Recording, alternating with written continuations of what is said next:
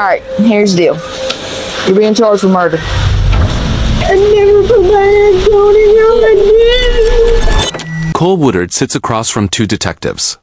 She's pale, exhausted, and shaking. Her hands tighten together as she whispers, "I never put my hands on him." But detectives already know that's not the full truth.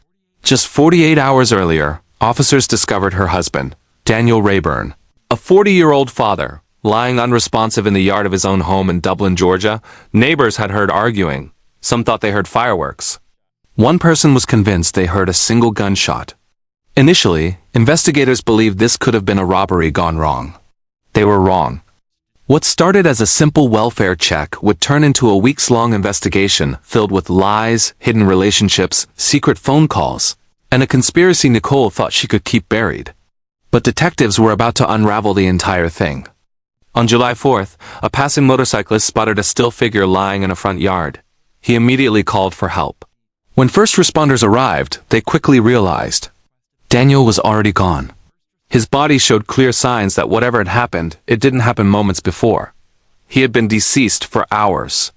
The scene raised more questions than answers. Who was he? Why was he outside? Where was his wife? Within minutes, officers identified the homeowner, Daniel Raburn. Now they needed to find the other person who lived there, his wife, 37-year-old Nicole Woodard. But Nicole was nowhere in sight. Investigators canvassed the neighborhood.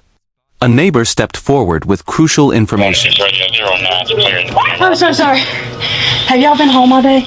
All day. Been to the grocery store. Have y'all heard anything over there? No. Like today? Did he live by himself or do you know? A lady lives there. Lady lives there. There's a man deceased in her yard. He what? Yeah, he's dead right there. In her yard? Yeah. Oh, my. Is he black? My daughter said she heard somebody arguing Last night. Last night. He said, who you calling? Call me another one. And she said, Mama, it wasn't firecrackers. She said it was a gun. Come here. You see his body? Oh, talking about right here near the front. Oh my God. Yeah. Oh, wow. This lady lives there with him. I mean, she can't. That's the same lady that came up. She said her name is Nicole. Nicole? Yeah. Is she younger or older? Or? She's younger than us. So I'm 43, so she might be in her early 30s, early to mid 30s. Oh my God, who found him? Some passerbys just come by. He's been there for a while. Officers entered the home cautiously. No one was inside. No signs of a struggle. No broken furniture. No obvious evidence. But then, a piece of paper caught their eye. A letter. It read, Brando Lee Nicole Woodard, Daniel's wife. Now they had a full name. But as the house was cleared, a paramedic approached officers with shocking news. We picked up someone earlier today with that same name, a woman 37 years old. She had a seizure at Applebee's and was taken to the ER. Nicole wasn't missing after all. She was at the hospital. And the timing was suspicious, extremely suspicious. Nicole's injuries weren't severe. Once stable, she was transferred to the police station for questioning. Detectives asked her simple questions. Did you see Daniel today? Did he have any friends that came over to visit? Once in a blue moon, we'd go over and hang out with Tim and Sylvia, but we hadn't seen them in a couple of months. But other than that, you can't tell me anything else that you might know? Because he was out there in the yard, when he was found in the yard this afternoon, before they called, about the after they called you. He was found out there in the yard. Nobody called me. I mean, how did they get in contact with you? The officer showed up at the hospital while I was at the hospital. Well, I'm saying you got in contact with you at the hospital. Okay, so other than that, you hadn't seen him none before? Detectives recognized the signs immediately. Nicole was hiding something. When asked about the previous night, she said she and Daniel had argued, something she claimed happened often. She insisted she left the house while he was alive and never came back. But to detectives, her words didn't match her behavior. She sounded rehearsed and scared, like someone preparing a defense instead of mourning. She was released for now. Because detectives needed solid evidence before bringing her back.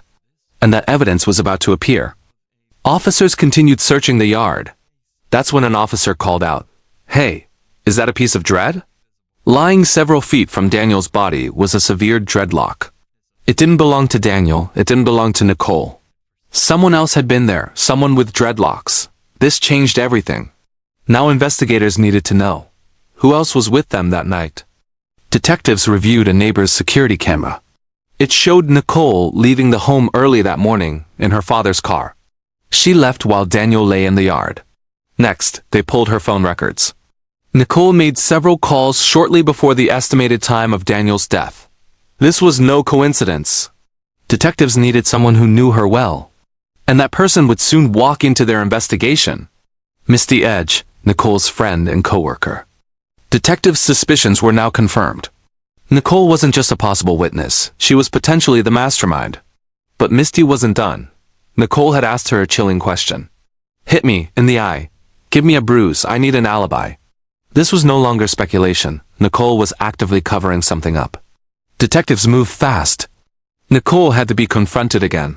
Nicole immediately went on the defensive, denying everything. But every denial only tightened the noose. Detectives pressed harder. They mentioned phone records. They mentioned surveillance footage. They mentioned the dreadlock. They mentioned witnesses. And then, Nicole began to crumble. Her breathing changed. Her voice cracked. Her eyes filled with panic. Finally, she broke. I told them to come beat him. I was tired of the fighting. I didn't think they'd actually do it.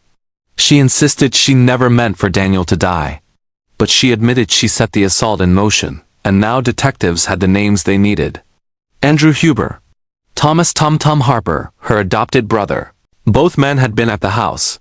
Both men had gone after Daniel. Both men had left him outside.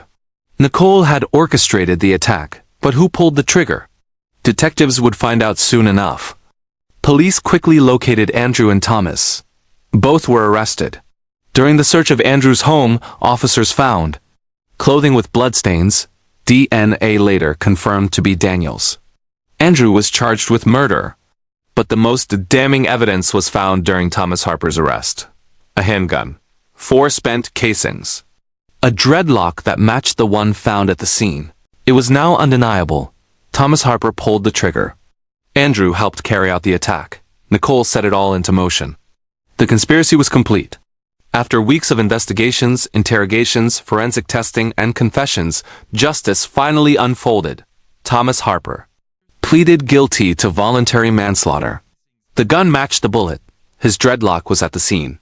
Andrew Huber, convicted of felony murder, sentenced to life in prison without parole. Nicole Woodard pleaded guilty to voluntary manslaughter, likely facing 10 to 20 years in prison.